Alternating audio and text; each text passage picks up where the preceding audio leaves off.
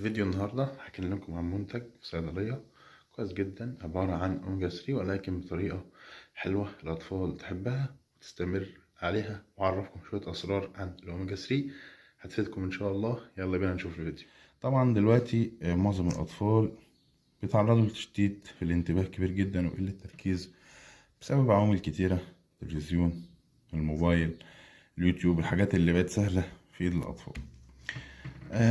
فاحنا دلوقتي هنتكلم عن اوميجا 3 شكل ده انفينيتي اوميجا ار اكس اللي فيه نسبة تي اتش اي واي بي اي كويسة جدا، تطمح ان هي تجيب تأثير كويس للأطفال ان شاء الله.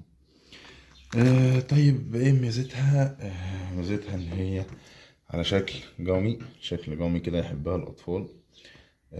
فيبدأوا ان هم ياخدوها كل يوم، مفيش مشكلة انك تديهم كل يوم اوميجا 3، بالعكس هيفرق معاهم. طيب في دراسة بتقول ان اكتر سن الاوميجا 3 تعمل فيه مفعول وتجيب فيه نتيجة هو السن اللي قبل 6 سنين.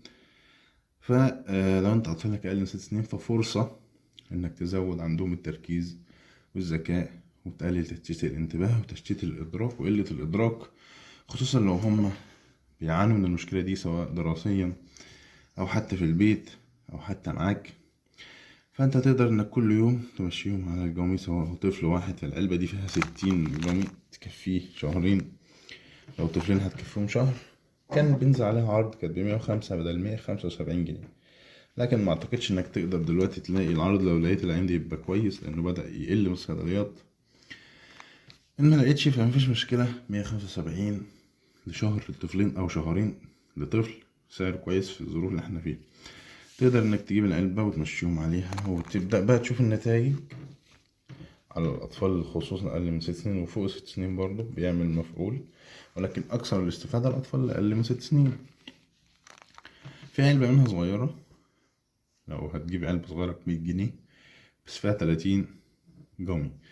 طيب أي وقت في اليوم يفضل، يعني أثناء ساعات النهار الأولى أو لحد العصر كده تكون الطفل خد الجرعة بتاعته، وهي من جوه أشكال أخضر وأحمر وأصفر بأطعم مختلفة، هيحبها الأطفال وهيبدأوا إن هما يستخدموها بشكل يومي، لأن هما برضه عاملينها زي ما قلنا بشكل وطعم كويس تحبوا الأطفال وتستمر عليه. عشان كده إن شاء الله يحبوها الأطفال، وإنت تجيبها لأطفالك يستفيدوا بيها إن شاء الله.